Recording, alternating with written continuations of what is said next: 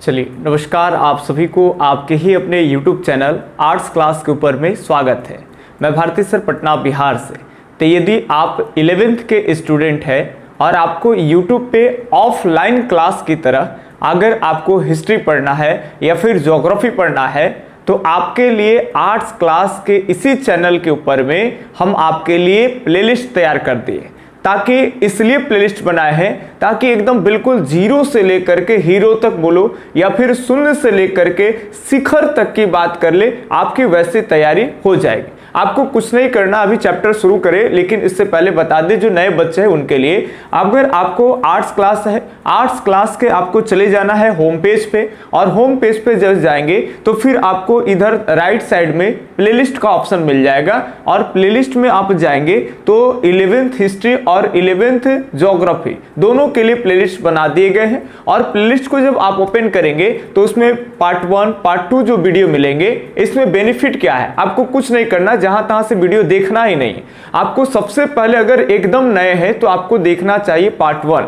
उसमें क्या है कि सबसे पहले स्टार्टिंग में अगर आप हिस्ट्री के प्लेलिस्ट ओपन किए हैं तो वहां आपका नए पाठ्यक्रम का जो हिस्ट्री का सिलेबस है वो आपको एनसीईआरटी का दिया गया है। ज्योग्राफी होगा तो ज्योग्राफी का नए पाठ्यक्रम का जो सिलेबस है वो आपको दिया गया है। फिर उसी तरह से जैसे ऑफलाइन में आपको टीचर सिलेबस दे करके और बताते हैं उस सिलेबस के बारे में या फिर उस विषय के बारे में, तो ठीक उसी तरह से यदि आप हिस्ट्री का प्लेलिस्ट ओपन किए होंगे तो उसमें फिर अगले पार्ट्स में बताए गए होंगे या फिर उसी में डेमो क्लास के रूप में कि हिस्ट्री क्या है, हिस्ट्री के पिता क्या है, या फिर और भी जो हिस्ट्री से जो इंपॉर्टेंट फैक्ट्स होंगे जो आपको आगे समझने में ज्यादातर मददगार होंगे, उन सभी बातों को डिस्कस किया गया है। ये तो हो गई एकदम छोटी सी चीज। और उसके बाद फिर आपको चैप्टर जो है वो स्टार्ट किया गया है। तो अभी 11th का जो हम आपके लिए प्लेलिस्ट बनाए हैं ज्योग्राफी का और हिस्ट्री का, तो 11th हिस्ट्री में आपको नया सिलेबस हम दे दिए हैं। इसके बाद जो है आपको बेसिक सी जो जानकारी है वो भी पढ़ा दिए गए हैं। और हम पढ़ रहे हैं सर पहला चैप्टर 11th हिस्ट्री का, जो कि नए पाठ्यक्रम के हिसाब से अब ये फर्स्ट चैप्टर हो गया है। पहले ये दूसरा चैप्टर होता था जिसको कहते हैं लेखन कला और शहरी जीवन। और इसमें एक सभ्यता के बारे में हम लोग पढ़ते हैं जिसको कहते हैं मेसोपोटामिया की सभ्यता। लेकिन पहले वीडियो क्लास में हम आपको मेसोपोटामिया सभ्यता से संबंधित जानकारियां दिए और इसमें फिर दूसरा वीडियो लेक्चर्स में हम इसी पे बनाए थे जिसमें मेसोपोटामिया की खुदाई किन परिस्थितियों में की गई, पूरी जो हिस्टोरिकल में जो जितने भी बढ़िया चीजें सब बता रखे हैं कि किस तरह से जल प्लावन विधि का साक्ष्य मिलता है बाइबल में। क्योंकि ईसाई धर्म का जो ग्रंथ है ना ओल्ड टेस्टामेंट, तो ओल्ड टेस्टामेंट और एक न्यू टेस्टामेंट, जिसमें हम जिक्र किए थे कि ओल्ड टेस्टामेंट वाला में बुक ऑफ जेनेसिस में जो बात का जिक्र मिलता है उसी बात पे इराक वाले में खुदाई की शुरुआत कर दी गई। तो आपको अगर पार्ट 1 से देख रहे हैं तो वो सारी बातें आपको याद है कि किस तरह से परमेश्वर जो है एक दूत को धरती पर भेजते हैं और एक बहुत बड़ी वो विशाल नाव लेकर के आता है और एक एक जोड़ी सभी प्राणियों को वो क्या करता है, बचा लेता है, इसलिए ताकि सृष्टि फिर से क्या किया जाए तो कंटिन्यू किया जाए। अब चलिए इसी कड़ी को हम लोग आगे बढ़ते हैं और आज का मेन टाइटल एनसीईआरटी से लिए हैं मेसोपोटामिया की भौगोलिक स्थिति। आज जानेंगे कि मेसोपोटामिया की जो भौगोलिक स्थिति थी वो कैसी है, किधर मैदान पाए जाते थे, किधर नदियां पाई जाती है, किधर पठार पर्वत होते थे, कहां पे खेती होगी, कहां पे मछलियां लोग पकड़ेंगे, यही सब। तो पहले तो जगह के बारे में जानेंगे और फिर ऑटोमेटिक पता चल जाएगा कि इधर से नदियां मिट्टियां बिछा रही है तो इन बिछी हुई जो नई मिट्टियां वाली जो परतदार होंगे उपजाऊ जमीन उसी पे खेती बाड़ी होंगे। तो आज हम लोग देखेंगे मेनली रूप से मेसोपोटामिया के भौगोलिक चीजों को लेकर के। इसके अलावा आपको थोड़ी सी मेसोपोटामिया के ऊपर में व्यापार की चर्चा करेंगे और थोड़ा सा कांस्य युग के, कांस्य युग थोड़ी सी का है भाई, कांसा के बारे में थोड़ी, क्योंकि कांसा के बारे में इनसे जितने औजार बन रहे हैं इन सभी का विस्तृत जो जानकारी है वो चैप्टर के अंदर दिए गए हैं। तो जैसे जैसे आपको चैप्टर पढ़ाते जाएंगे वैसे वैसे जानकारी आपकी बढ़ती चली जाएगी। चलिए एक बार याद दिला दे हम लोग कहां थे। तो वर्ल्ड मैप पे इधर जो भारत का भाग है तो उत्तर भारत से जब हम पश्चिम की ओर जा रहे थे थे तो एक कंट्री मिला, इसको कहते हैं पाकिस्तान। याद करिए, पाकिस्तान के जस्ट बगल में जाते तो ये हमारा एक कंट्री मिलता, इसको कहते सर अफगानिस्तान। यहां शॉर्ट में लिख दे रहे, आप समझ जाएंगे अफगानिस्तान। उसके बाद देखें तो ये है सर आपका ईरान। अफगानिस्तान और पाकिस्तान दोनों से सीमा जो है अपना साझा करती है। इसके अलावा देखें तो ये ईरान के बगल में एक कंट्री है, इसको कहते हैं इराक। याद रखेंगे, इसी को क्या कहते हैं तो इराक कहते हैं। और हम लोग जब मेसोपोटामिया की सभ्यता पढ़ते हैं तो आपका एकदम वर्ल्ड के मैप पे यहाँ पे कंसंट्रेशन होना चाहिए, यहाँ ध्यान होना चाहिए कि ईरान के बगल वाला जो देश है इराक, उसी के यहाँ के सभ्यता हम पढ़ रहे हैं। और आपको मालूम है, आपको बताए थे कि इराक में उत्तर के पहाड़ी वाले भागों से, पर्वतीय इलाकों से दो नदियां निकलती है, एक दाहिनी ओर होती है, इसको दजला कहते हैं, और एक बाईं ओर होती है, इसको क्या कहते हैं तो फरात कहते हैं। और यही दो नदियों के बीच के जो सभ्यता है, उपजाऊ जमीनों पे जो सिविलाइजेशन बस रहे हैं सर, इसी को कहते हैं मेसोपोटामिया की सभ्यता। चलिए यहां भी हम बात करेंगे एक एक चीजों को, लेकिन अब हम टाइटल पे बढ़ते हैं। सबसे पहले आपको जानकारी होना चाहिए कि हम जिस इराक के बारे में बात कर रहे हैं, और इराक के यहाँ ही अतीत में बहुत पहले बीती एक सभ्यता थी जिसको कहते हैं मेसोपोटामिया की सभ्यता। तो इराक की अगर बात कर ले तो इराक में भौगोलिक विविधता काफी ज्यादा मात्रा में पाया जाता है। याद रखेंगे, इराक में क्या होते हैं सर तो भौगोलिक विविधता। अब ये ध्यान से सुनेंगे, भौगोलिक विविधता का मतलब समझ में अगर आता होगा आपको कि जो जमीन वगैरह है, ऊंचा है, नीचा है, पेड़ पौधे, कहीं मरुस्थलीय तो कहीं उपजाऊ जमीन, इसको कहेंगे भौगोलिक विविधता। अब ये ध्यान से सुनेंगे, कैसे आपको समझ में आ जाएगा। अब यहां पे ध्यान सुनेंगे, जब हम इराक में पूर्वोत्तर में बात करते हैं, यानी पूर्वोत्तर इराक के बात कर लेंगे, तो उत्तर के पूर्व साइड में इधर वाला जो भाग है ये पूर्वोत्तर है, और इधर पूर्वोत्तर इलाका में क्या है सर तो पर्वतीय वाला इलाका है। अब ये पर्वत ही नहीं है, ये पर्वत ऐसे श्रेणी में, चूंकि ध्यान सुनेंगे, जब एक पर्वत कहीं बड़ा कहीं छोटा कहीं ऐसे बड़ा, एक पर्वत दूसरे पर्वतों से ऐसे जुड़ते जुड़ते जुड़ते जुड़ते आगे की ओर बढ़ता है, तो एक दो अनेक पर्वत जब आपस में जुड़े होते हैं तो इसको कहते हैं पर्वत श्रृंखलाएं। याद रखेंगे, इसको क्या कहते हैं तो पर्वत श्रृंखलाएं कहते हैं, पर्वत श्रृंखलाएं या श्रेणी कहते हैं। चलिए यहां से मिटा देते हैं, तो ये ध्यान रखेंगे। अब यहां पे हम आपको बता दें कि इराक का ऊपर वाला जो भाग है, ये ऊपर में ये पर्वत इलाका क्या है भाई कि इराक से ईरान आती है, और ईरान से कहीं ऊपर कहीं नीचे ऐसे भागते हुए फिर अफगानिस्तान में ये सीरीज आ जाती है श्रेणी, और अफगानिस्तान से ये श्रेणी पाकिस्तान में, और पाकिस्तान से ये भारत के उत्तर वाले भागों में जाती है, और ये श्रेणी ऐसे कर करके भारत से भी उधर नेपाल है, उधर आपका भूटान है, ऐसे चली जाती है। लेकिन इसका नाम अलग अलग जगह पे अलग अलग है। जैसे अगर हम पाकिस्तान अफगानिस्तान के अगर क्षेत्र में बात कर लेंगे तो इस श्रेणी को कहते हैं हिंदू कुश पर्वत। ये ध्यान से सुनेंगे, क्या कहेंगे हिंदू कुश। सब 12th में आ जाएंगे, जब सिकंदर आ जाएंगे तो कौन दर्रा पार करके सिकंदर भारत में आ रहा है, सभी बातों को आपको एकदम पढ़ाया जाएगा। लेकिन अभी बारीकी से सब चीज एक बार रख देंगे तो आपको समझ में नहीं आएगा, इसीलिए कुछ अभी बोलेंगे तो उससे जो रिलेटेड जो फैक्ट्स है उसको अभी हम छोड़ेंगे।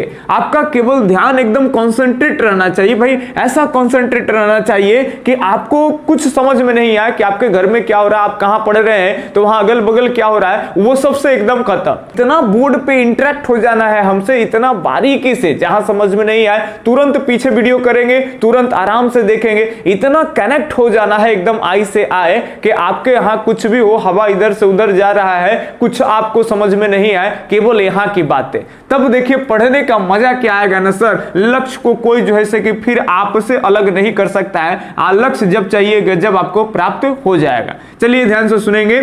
अब यहां पे बात बताएंगे बढ़िया से, इधर हिंदू कुश पर्वत है, लेकिन जब ये भारत में आ जाता है तो इसी को क्या कहते हैं तो हिमालय कहते हैं। क्या कहते हैं हिमालय कहते हैं। और यहाँ हिमालय के 3 समानांतर श्रेणियां जो आप 9th के क्लास में पढ़ के आए हैं, सबसे ऊपर में हिमाद्री है, मध्य हिमालय और नीचे में लघु हिमालय, तो सब जगह अलग है। अब यहाँ पे इसलिए ये बता रहे हैं ताकि अभी हम व्यापार बताएंगे तो आपको हम बताएंगे कि इन्हीं हिमालय में जो रास्ते बने होते थे प्राकृतिक रूप से, जिसको आप दर्रा कहते हो, तो यहीं पे इसी रास्ते से ये कहाँ आते थे थे? तो भारत में।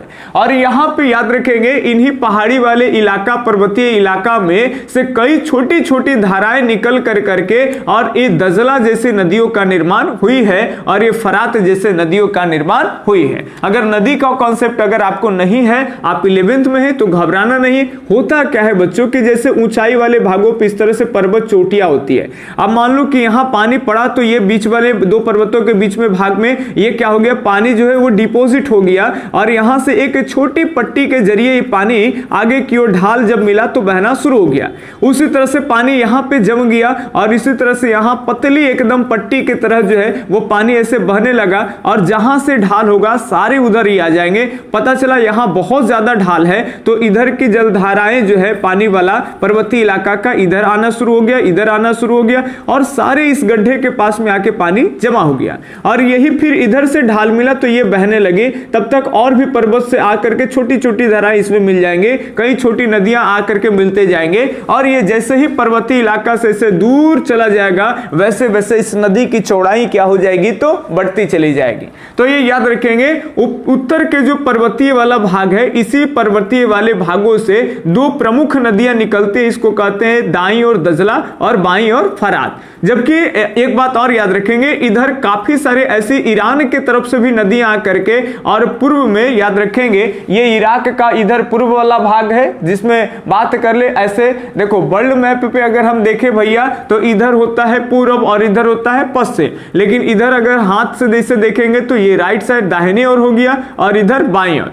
तो दाईं ओर दजला जो है यानी पूरब की ओर, तो और ईरान से भी कई नदियां करके और दजला में ऐसे मिलती है। तो इसका क्या फायदा है, तो इसका ये फायदा है कि अगर ईरान मेसोपोटामिया वाले लोगों को अगर ईरान में भी जाना है कोई चीज व्यापार के सिलसिले में या किसी भी तरह से, तो वो इन दजला की सहायक जो नदियां हैं जो ईरान के पर्वतीय एरिया से आकर के दजला में मिल रही है, तो ये आराम से ईरान में भी जा सकते हैं। ठीक है, चलिए इतनी सारी बातें आपको ध्यान में रखते चलना है। अब कह रहे कि पूर्वोत्तर में क्या क्या है, तो पूर्वोत्तर यानी उत्तर के पूरब साइड में अगर बात कर लेंगे तो यहां क्या क्या है, तो हरे भरे ऊंचे नीचे मैदान है। याद रखेंगे उत्तर में जो पर्वतीय वाले भाग है उत्तर पूर्व में यानी जिसको पूर्वोत्तर कहते हैं, यहां हरे भरे और पर्वतीय इलाका है तो थोड़ा सा ऊंचा और नीचा क्या है, तो मैदान है। इसके अलावा जब पर्वतीय वाला इलाका होगा तो झरने भी होंगे। झरने समझते हो ना, झरने क्या होते हैं कि जैसे मान लेते हैं कि एक पानी ऐसे स्टॉक है सर और ये पर्वत है, ऐसे मान लो ये भैया पर्वत है। अब झरना क्या होता है कि ऊपर से बारिश हुआ तो दो पर्वतों के बीच में ये पानी क्या हो गया, तो जम गया और पानी जम गया और ये पर्वत की जो धाराएं हैं ऊपर में ऐसे जो ऐसे कि नीचे नहीं काट पाई, चूंकि यहाँ पे कठोर चट्टान है तो इसको नहीं काटी, तो ये क्या हो गया कि हल्का ऊपर में आ गई और पता चला कि यहाँ पे जब चट्टान कमजोर है तो इस कमजोर चट्टानों को काट दी और ऐसे बीच से ही जलधाराएं जो है वो बहने लगती है और ये ऊपर भी पर्वत और नीचे भी पर्वत और बीच से पहाड़ों को काट कर करके और ये पानी जब बहने लगती है और ऊपर से गिरती है, इसको झरने वाटरफॉल कहते हैं। तो ये आपको अब समझ में आ गया होगा। हालांकि जब इंडियन ज्योग्राफी पढ़ाएंगे तो एक एक चीज आपको स्पष्ट कर देंगे कि झरने कैसे गिरते हैं, नदियां कैसे निकलती है, नदी दूर जाएगी तो क्या बनाती है, कब डेल्टा बनाएगी, कब एस्चुअरी बनाएगी, सभी बातें को आपको आराम से समझ में आएगा। बिल्कुल आपको केवल चैनल पर बने रहना है। अगर आप चैनल पे बनते हैं पार्ट 1 पार्ट 2 को एकदम कॉन्सेंट्रेट कर करके जब भी आए, हो सकता है एक दिन लेट आता है मेरा वीडियो, कोई दिक्कत नहीं, आपको आराम से देख के पचा लेना है। अब यहां ध्यान से सुनेंगे। ये तो आप झरने का कॉन्सेप्ट देख लिए, तो जहां जितना ऊंचाई वाला भाग होगा वहां झरने उतना ही सदाबहारित होगी। क्योंकि अगर पठार होगा तो यहां पानी कम अटकेगा, पानी कम जमा होगा सर, तो बताओ झरने तुरंत खत्म हो जाएंगे। पता चला पतली निकल रहा है तो 1 महीना 1.5 महीने के बाद झरने से पानी नहीं आ रहा। लेकिन आप हिमालय वाला में देखेंगे तो वहां ऊंचे ऊंचे 2 पर्वत हैं, उसके बीच में पानी का डिपोजिट ज्यादा होगा तो यहां से पानी सर बहुत लॉन्ग टाइम तक निकलते रहेंगे, तो ये झरने झरने सदाबहारी टाइप के जानी जाएंगे। तो इसी तरह से ये इराक के उत्तर वाला पूर्व के भाग अगर बात कर लें, उत्तर के पूर्व यानी पूर्व उत्तर के, तो यहाँ हरे भरे ऊंचे नीचे जो है वो मैदान है और स्वच्छ झरने हैं। याद रखेंगे कैसे झरने हैं, कहीं लिखे होंगे, तो यहाँ पे स्वच्छ झरने हैं, आराम से आप इसमें स्नान वगैरह कर सकते हैं। इसके अलावा पर्वतीय श्रृंखलाएं, जिसके बारे में भी बताएं कि ये पर्वतीय श्रृंखलाएं जो ऐसे हिंदू कुश होते हुए भारत में आ जाती है, भारत में इसको हिमालय के नाम से जानते हैं। इसके अलावा यहाँ जंगली वाले भागों में जंगली फूल होते हैं और इधर वर्षा की कमी नहीं होते हैं, काफी पर्याप्त मात्रा में इधर वर्षा होते हैं। ये तो बात हो गई इराक के उत्तर के पूर्व साइड की बातें। और इराक के और भी हम पूर्व साइड में अभी बताएं कि ईरान से कई नदी आकर करके और दजला में मिल जाती है। ये बातें हो गई। अब थोड़ी सी बात आपको हम बता दें कि जब उत्तर से नदियां आती है काफी सारी, इधर फरात को देखेंगे तो पहाड़ी वाले भागों से नदियां आती है, तो ये दक्षिण की ओर जब प्रवाहित होती है नदियां, नीचे में जाएंगे तो दक्षिण की ओर जब बहती है तो ये क्या करती होती है ना कि रेगिस्तान का इलाका है, और इन रेगिस्तान वाले इलाका में ये फरात नदियां जो है वो कई धाराओं में बट जाती है, और जब कई धाराओं में बट जाती है तो ये बाढ़ भी लाती है। और आपको मालूम होगा सर, मालूम होगा कि जब नदी आ रही है ऐसे ऐसे और नदी का पानी इधर उलट जाएगा तो इधर नदी के द्वारा बिछाई गई जो मिट्टी होगा वो काफी ज्यादा उपजाऊ होगा। आप 10th क्लास में पढ़े थे कि नदियों के द्वारा बिछाई गई मिट्टी को जलोर मिट्टी कहते हैं, और जलोर मिट्टी काफी उपजाऊ होता है। तो ठीक उसी तरह से फरात नदी क्या करती है कि दूर से बहते हुए आती है और यहाँ पे छोटी छोटी रेत धूल कण यानी कह सकते हैं कि मिट्टी का एक बारीकी मिट्टी जो है इधर एकदम उपजाऊ टाइप का इधर अलग अलग धारा में बहती है तो इधर बिछा देती है, जो कि खेती बाड़ी करने के लिए ये एरिया बहुत ही पर्याप्त मात्रा में कह सकते हैं कि पाई जाती है। ये बहुत अच्छा जो है वो उपजाऊ वाला एरिया यहाँ देखी जाती है। और ये भी पाया गया है कि मेसोपोटामिया में इधर 7000 से लेकर के और 6000 ईसा पूर्व के बीच के पास ये ऐसा आंकड़ा लगाया जाता है कि यहाँ पे खेती की शुरुआत हो गई थी। याद रखेंगे, आपसे प्रश्न आ सकता है एक अच्छा कि मेसोपोटामिया में खेती की शुरुआत जो है वो कब से हुई है, तो 7000 से 6000 ईसा पूर्व के बीच में। ठीक है, चलिए अब भौगोलिक एरिया भी देखेंगे और साथ साथ क्या हो रहा है नहीं हो रहा है ये सारा कुछ देखेंगे। अब जब खेती बाड़ी होता है तो भाई कैसा खेती बाड़ी होगा, तो ये ध्यान रखेंगे यहाँ कृषि कार्य जो होगा वो मोटे अनाज वाले यहाँ फसलें उगाई जाएंगे, जैसे गेहूं है, जौ है, मटर है, मसूर है। ध्यान सुनेंगे, क्योंकि अब यहाँ थोड़ा सा दक्षिण में अगर बात कर लेंगे तो ये दोनों नदी आकर के इधर पूरा उपजाऊ जमीन पूरा बिछा देती है, और इधर जो भाग है जो डेल्टा टाइप का बनाती है, इधर पूरा जो है जैसे कि शहर बसा हुआ है जिसमें दक्षिण में उर और उसके ऊपर में उरु, पिछले वीडियो में पढ़ाए थे। और यहाँ से जो है एक छोटी सी जलधाराएं जो है वो निकल करके आ करके और मिल जाती थी नीचे, और नीचे है फारस की खाड़ी। ये देख रहे हैं ये ईरान का भाग है, ये सऊदी अरब का भाग है, और बीच में समुद्र वाला भाग है, इसको कहते हैं फारस की खाड़ी। और ये फारस की खाड़ी आकर के अरब सागर से मिल जाती थी। तो यहाँ किसी को भी आना है तो नाव लेकर करके और नदी के रास्ते ये फारस की खाड़ी में, और फारस की खाड़ी से अरब सागर, और यहाँ से ये भारत में भी आकर के व्यापार कर लेते थे। तो ये बढ़िया से बारीकी से आपको देखना है कि कहाँ पे क्या क्या हो रहे हैं। तो यहाँ खेती बाड़ी होते हैं, खेती बाड़ी के लिए पर्याप्त मात्रा में उपजाऊ जमीन है, फरात नदियों के द्वारा लाई जाती है, या फिर दजला नदी भी उत्तर से लेकर के आती है तो बारीकी महीन कण लेके आती है, और जब बाढ़ आती है तो ये बिछा जाती है। इसमें याद रखेंगे। अब यहां से आपको एक चीज ध्यान देना यही है कि यहां उतनी ज्यादा पर्याप्त मात्रा में बारिश नहीं होती है। बारिश ऊपर वाले भागों में होती है जहां पे अनाज वगैरह भी होते हैं, लेकिन उतनी मात्रा में बारिश नहीं होती है, और उतने उस तरह की मिट्टियां नहीं है कि जहां यहाँ पे खरीफ फसल का उत्पादन हो सके, जैसे चावल वगैरह ये सब है। तो यहाँ मोटे अनाज जैसे रबी टाइप के जो फसल होते हैं ना, कि हल्के से बारिश, ज्यादा बारिश की जरूरत नहीं है, अगर नमी वगैरह ये सब मिल गया है, मिट्टी में एकदम आर्द्रता वगैरह है, तो आराम से फसलों का उत्पादन कर सकते हैं। ठीक उसी तरह से सर जी याद रखेंगे, ठीक उसी तरह से यहाँ पे रबी टाइप के फसल होते हैं, गेहूं, जौ, मटर और मसूर यहाँ पे लिखे हैं, लेकिन ध्यान रखेंगे कई लोग क्या करते हैं कि स्क्रीनशॉट लेके चल जाते हैं या फिर वीडियो ज्यादा देखते नहीं है, तो उन्हीं वो लोग फेरा में फंस जाएंगे, और जो लोग पूरा टाइम देते हैं वो चीज सीख के जाएंगे। याद रखेंगे यहाँ चावल की खेती नहीं होती थी, ये आपको ध्यान रखना है कि मेसोपोटामिया में चावल की खेती जो है सर वो नहीं होती थी। तो ये 4 फसल का नाम याद रखेंगे, गेहूं है, जौ है, मटर है और फिर क्या है, मसूर है, इसकी खेती होती थी।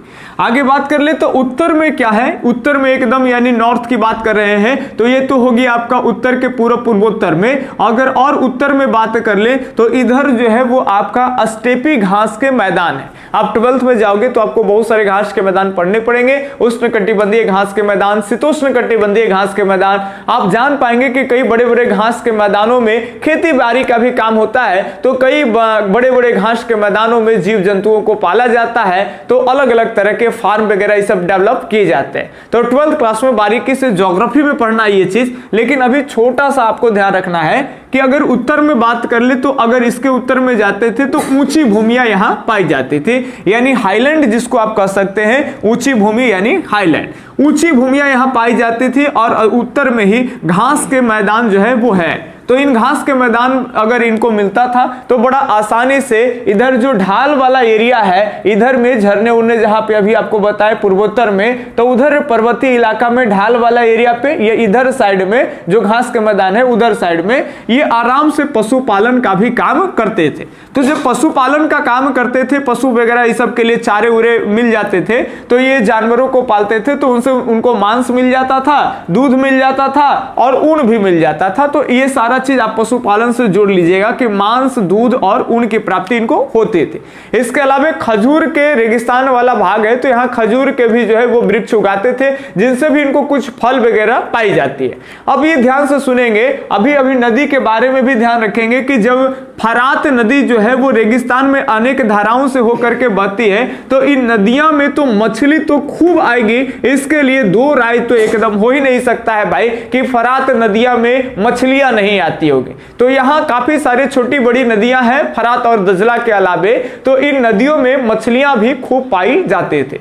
तो आप ये ज्यादा दिमाग नहीं लगा दीजिएगा कि सर हम शहरी जीवन की शुरुआत, जब हड़प्पा के बारे में जानकारी नहीं था तो हम जान रहे हैं कि भाई शहरी जीवन की शुरुआत मेसोपोटामिया से हो रही है, तो क्या इन लोगों को और ज्यादा डेवलप होने में यही सब क्या मदद हुआ? क्या ऐसे ही ये लोग शहर बन गए क्या? इनके यहाँ मछली भी पर्याप्त पाई जा रही है, जमीन उपजाऊ है, तो काफी सारे जो है कि ये अनाज वगैरह उगा ले रहे हैं, मोटे तौर पे ये लोग फल भी उगा ले रहे हैं, ऊपर में ये चारे के लिए व्यवस्था है, घास है, झाड़ियां वगैरह पाई जा रही है, तो जानवरें पाल करके, भेड़ बकरियां पाल कर करके उनसे मांस की प्राप्ति हो रही है, दूध की प्राप्ति हो रही है, ऊन की प्राप्ति हो रही है। तो क्या ये एक बेस है जिसके बदौलत ये मेसोपोटामिया वाले लोग जो है वो शहरीकरण किए? अगर ऐसा आप सोचिए या ऐसा किसी से बात कर ले तो सरासर आपका गलती है, ऐसा आपको कभी नहीं सोचना। हम एनसीईआरटी पढ़ा रहे हैं तो एकदम आपके सोच, आप 1-2 चैप्टर पढ़ेंगे तो समझ में आएगा कितना बढ़िया चीज है। आपको एक एक पहलुओं पे सोचना है कि शहरीकरण के पीछे एक कोई जो है वो जिम्मेवार नहीं है, सारे तथ्यों को देखेंगे बिल्कुल आराम से। चलिए अभी हम लोग यहां पे बात कर ले जल्दी जल्दी थोड़ा। कहते हैं कि दजला की सहायक नदियां ईरान में जाने के लिए, यानी जो दजला है वो दाईं ओर है, आप सब जानते हैं, और इसकी जो सहायक नदियां हैं जो ईरान की तरफ से आती है, तो यही करे कि ईरान में जाने के लिए परिवहन का सबसे अच्छा जो है सर वो मार्ग हो सकता है। बताइए कौन बड़ी बात है? ये तो आप समझ गए, आप नदी वगैरह इस सब को देख करके कि दजला के सहायक जो नदियां हैं वो ईरान में जाने के लिए परिवहन का सबसे अच्छा साधन है। तो ये तो आपको मोटा मोटी जानकारी हो गई कि नदियों के बारे में, ऊपर पर्वत है और उससे ऊपर में घास के मैदान है। थोड़ी सी बात हम आपको यहाँ पे कर दे, अब बाकी और विशेष चर्चा चैप्टर के अंदर जब व्यापार को लेकर पढ़ाएंगे तब। देखिए ये लोग व्यापार करते थे कि नहीं करते थे? तो ये लोग अपने यहाँ एक शहर से तो दूसरे शहर में व्यापार करते थे। कैसे भाई? इधर से फरात आ गई, इधर से दजला आ गई, नीचे ऊर है, ऊपर में उरु है, उरुक है, इधर में बेबीलोन है, ऊपर में मारी है। तो नदियों के सहारे ये लोग एक शहर से दूसरे शहर में जाते थे, लेकिन ये अपने यहाँ ही केवल व्यापार नहीं करते थे, विदेश में भी व्यापार करते थे, मतलब इंटरनेशनल ट्रेडिंग करते थे। अंतरराष्ट्रीय व्यापार करते थे उस समय में। अब वो कैसे? तो अंतरराष्ट्रीय व्यापार करने में भी इनके पास दो साधन है। एक साधन है कि ये पर्वतीय वाले भागों से होते हुए ये भारत में आकर के हड़प्पा वाले, उस समय हड़प्पा इसके समकालीन है, तो हड़प्पा में कई ऐसे शहर थे जैसे हड़प्पा है, मोहनजोदारो है, चान्हुद्रो है, लोथल है, ऐसे कई शहरों से ये लोग व्यापार जो है वो करते थे। ठीक है, अब इनके यहाँ जो चीजें नहीं होते थे तो भाई हमारे यहाँ से ले जाते थे, हमारे यहाँ जो चीजें नहीं होते थे हम इनके यहाँ से लेकर के आते थे। तो हम लोग आपस में जो है वो व्यापार करते थे। तो ये लोग व्यापार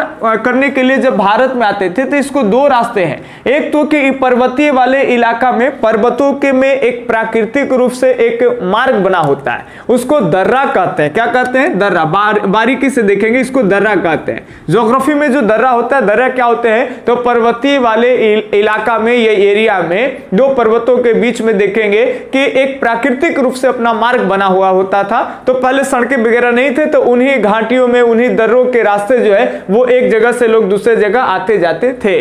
तो ये ध्यान रखेंगे, दर्रों के रास्ते ये पर्वतीय वाले भागों से होते हुए कहां आते थे? तो भारत में। दूसरा इनके पास ऑप्शन था कि या तो ये नाव को लेकर करके और ये नदी में आते थे, और नदी के रास्ते जो है ये फिर ये समुद्र में, और समुद्र से ये अरब सागर, और फिर इधर सिंधु नदियां ऐसे आकर के गिरती है, और इन सिंधु के नदियों के सहारे ये भारत के अन्य शहरों में भी जाते थे, या फिर अरब सागर से बगल में ही यहाँ गुजरात के कॉर्नर पे लोथल है, इधर से भी व्यापार करते थे। तो इनके पास स्थल मार्ग और जल मार्ग दोनों है। लेकिन आपको आज कमेंट में कर देना है कि स्थल मार्ग इनको अच्छा होगा या फिर आपको कौन मार्ग अच्छा होगा? तो जल मार्ग। क्योंकि इसके ऊपर में हम आपको नेक्स्ट दिन बताएंगे कि कैसे कौन मार्ग अच्छा होता है। चलिए इशारे के लिए हम आपको बता दें कि अगर इधर से भारत से आएंगे तो इधर नाव नहीं चलेगी, चूंकि यहाँ पर्वतीय इलाका से इधर जाएंगे, ऊंचा नीचा जमीन है, इधर नाव से नहीं आ सकते हैं। या तो ये पैदल आए, या तो खच्चर है, या फिर बैलगाड़ी है, या फिर घोड़ा है, या फिर गधा है। इन्हीं सभी साधनों के जरिए ये भारत आएंगे। और याद रखेंगे, अगर ये नीचे से आएंगे तो ये जल मार्ग से अगर यात्रा करेंगे, व्यापार करेंगे, तो ये बड़े बड़े लकड़ी का नाव बनाएंगे और उन नाव के रास्ते ही भारत आएंगे। तो सबसे अच्छा क्या होता था, सबसे सस्ता क्या होता था, ये आपको बताना है कमेंट में, ताकि हम जान पाएंगे कि आप हमारे साथ रिलेट कर करके काफी अच्छे से पढ़ रहे हैं। तो धीरे धीरे कंटेंट को और बढ़िया तरीके से समझाने का प्रयास करेंगे। ठीक है, चलिए, लेकिन एक छोटी सी चीज जान लेना है अभी आपको, फिर आगे इसी में पढ़ाएंगे तो आगे की कड़ी में इसके ऊपर में विशेष चर्चा होगी। कहते थे कि कांस्य युग की जो शुरुआत है, कांसे की जो शुरुआत है वो मेसोपोटामिया की सभ्यता में 3000 ईसा पूर्व पहले जो है वो हो गई थी। तो 3000 ईसा पूर्व पहले कांसे के जो है यहाँ प्रचलन शुरू हो गया था। अब यहाँ सीखना है कि सर कांसे क्या होता है। तो कांसे का जो तैयार किया जाएगा ये कौची से? तो तांबा और टीना से। बउआ जी याद रखेंगे, तांबा और टीना मिला करके, और ये दोनों धातु को मिला करके मिक्स कर करके एक नए धातु बनाते थे जिसको कहते हैं कांसा।